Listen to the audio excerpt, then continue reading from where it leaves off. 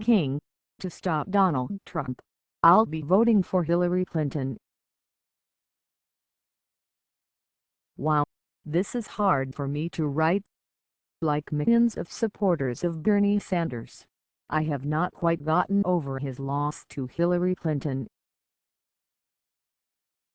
I didn't expect it to sting this bad, but for me, Bernie wasn't just another politician or candidate, but a rare leader who means what he says, keeps his word and takes bold risks.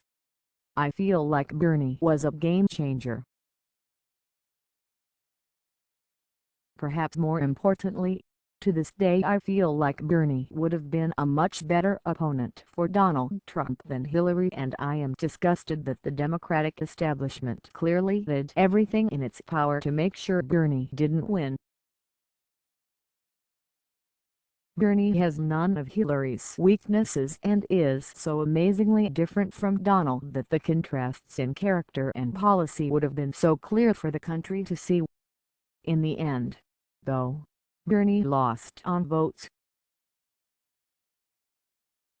I won't quite say he lost fair and square because everything wasn't fair or square, but I am convinced, as are my closest friends in his campaign, that if everything was fair and square, Bernie still would have lost to Hillary.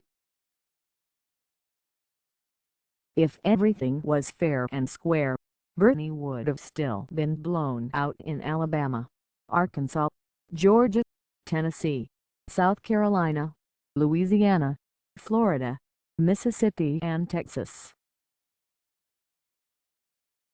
Hillary crushed Bernie in the Deep South, and the difference in delegates can be found there. It wasn't even close in those states.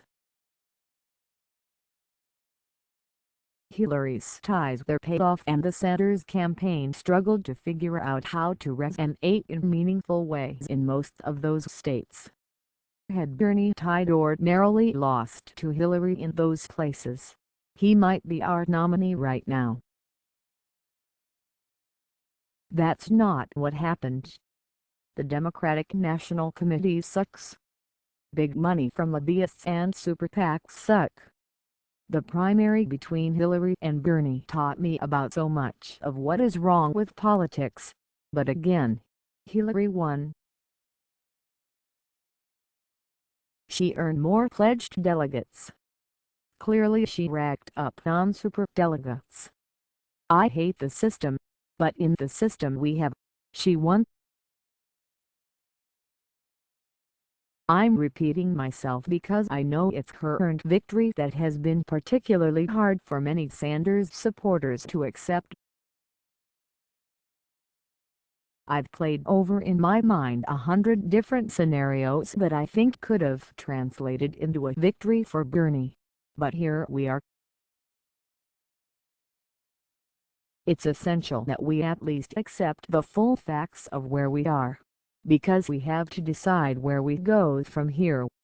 We cannot get stuck here spinning our wheels because we have important decisions to make. I actually like Drive. Jill Stein and the Green Party a lot. I have deep admiration for what the party stands for and what they are trying to do by being a true hub of progressive values. At this point, I trust the Green Party more than I trust the Democratic Party. Jill Stein, though, cannot win against Hillary and Donald. It won't happen. No matter what we say or think, it won't happen. It's not going to happen. I don't think Stein or the Green Party are spoilers. They are earnest in every way, and it is up to Hillary to earn votes. However, Jill and the Green Party cannot win this election. They will not win a single state. They will not win a single congressional district. I have actually grown to like the Libertarian candidate Garrett Johnson. He is a skilled, experienced leader with principles he actually believes in. He cannot and will not win. He will not win a single state, even his own, and I doubt he will win a single congressional district. Like Jill and the Green Party, I don't see Johnson and his party as spoilers.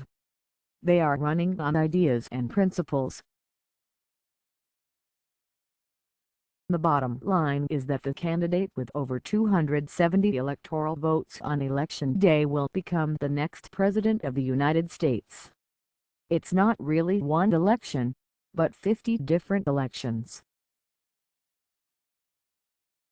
Nate Silver and the team at 538 say that if the election was held today, that's terrifying.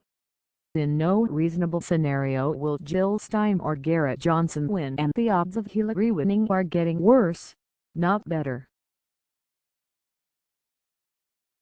I'm reading a lot of people quote random sayings from gurus and heroes on how we should never allow fear to guide us. I understand the spirit of those quotes, but sometimes we must act based on the dangerous possibilities we are facing. I have studied Donald Trump for over a year now. I've written more articles about him, his sexism, his xenophobia, and the terrible policy ideas he has that flow out of those things than almost any writer in the country. I believe he is a racist. I believe he is a phony and a fraud. I believe he is a con artist. I believe he is a man of the lowest moral character. I believe he is a stone-cold liar. Most of all, though, I believe Donald Trump poses a dangerous threat to three particular groups of people that I love: immigrants, Muslims, and the Black Lives Matter movement. To be clear, I am not saying that Hillary Clinton is a savior or hero to those three groups, but what Donald Trump means to them is substantively and significantly worse. I have friends who are undocumented immigrants in this country. Many have lived here for decades. They are wonderful people and see themselves not just as undocumented immigrants, but as undocumented Americans. They work. They pay sales tax. They raise wonderful children. They love this country and chose to be here. They obey the laws at rates higher than average citizens. Donald Trump has pledged to forcefully deport over 11 million undocumented immigrants in 18 months. That's over 450,000 people per month. He has not said how he will do this or where he will deport these people, because saying so would show us all that his plan horrifically resembles Donald Trump, if elected President of the United States, would not need congressional approval to enact such a plan. He could do this on his own using current laws. The president is not powerless. For this policy idea alone, I believe it is worth whatever sacrifice or stance we must take to stop Donald Trump. The man is a liar, but I believe if elected that he would make good on this mass deportation plan and make good on his pledge to pour our national resources into building a bigger wall across our southern border. He doubled down on these very ideas in his keynote speech at the Republican National Convention. Secondly, President Donald Trump would pose a serious threat to American Muslims, their families abroad, and any Muslims trying to visit our country. Donald Trump has repeatedly expressed that he would be interested in. At first he said he would even ban American Muslims visiting abroad from re-entering, before slightly backing down. Now he is talking about banning every person from particular regions or countries from entering the United States. Mind you, of the hundreds and hundreds of mass shootings in this country, only one Muslim immigrant has been identified.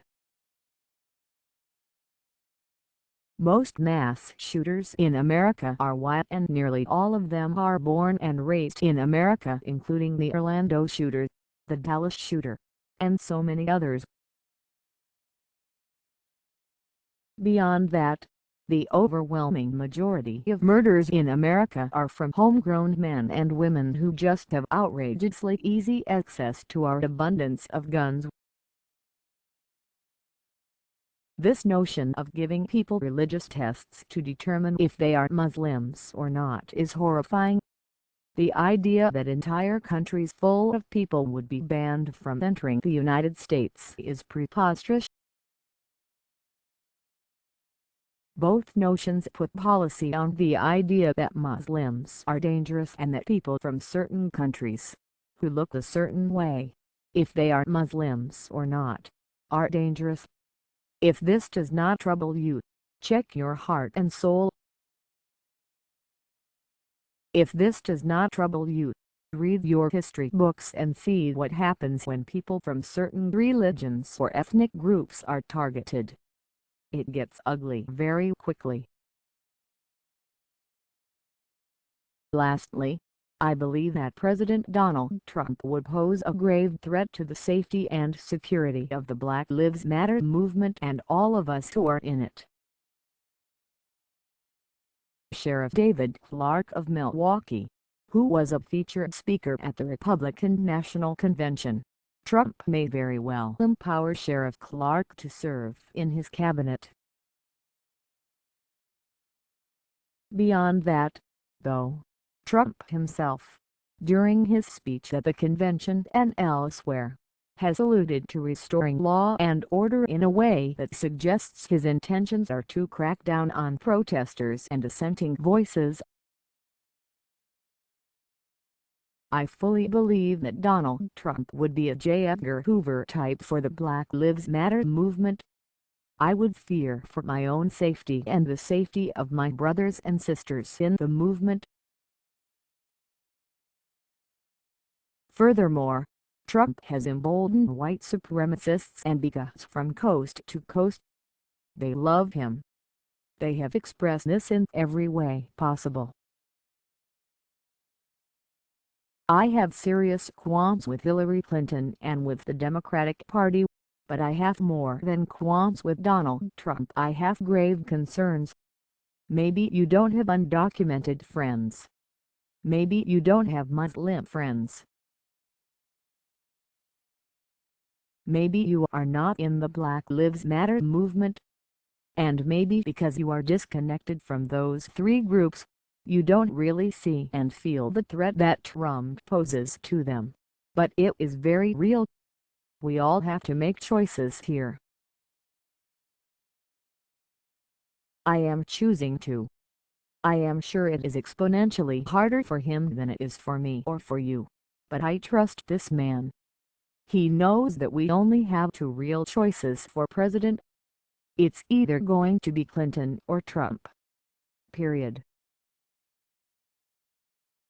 You can vote for Jill Stein. You can vote for Garrett Johnson.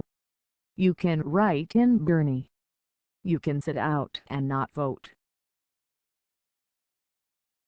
You can vote for, but know this, because of the way our system is shaped right now, either Clinton or Trump will become President of the United States, and your vote or no vote will all play a role in who gets elected.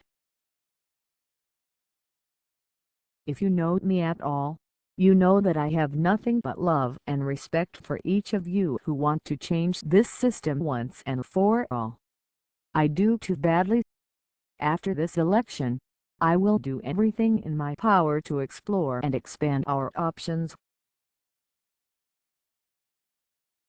I am not satisfied with where we are, but with everything in me, I am convinced that President Trump will be a problem that we all regret way more than President Clinton. Lastly, and I know this is hard for some of you die-hard Bernie supporters to accept, Hillary Clinton does have some good stances, views and ideas. Bernie has forced her to the left on many issues. The official platform of the Democratic Party is, yes, I know it's not binding and that they can simply ignore it and do whatever they want, but I believe a real chance exists that Bernie's influence on the Democratic and the influence of the millions of us who voted for him may actually cause Hillary Clinton to be more progressive than she ever would have been without us. I think that the from the DNC all but shows us that our power and influence is real. Let's not blow this. I know voting for Hillary Clinton is going to be tough when you believed in your heart that better options were available, but it's time for us to rally behind Bernie and stop Trump. I've never said this before, but I believe that stopping Trump is a national emergency. He is that big of a threat and he is starting to pull ahead in the polls. This is not a test. This is not a game. Please, join me, join Bernie, and get behind Clinton so that we can stop Trump together. Hold your nose if you must. Do whatever it takes, but please join us.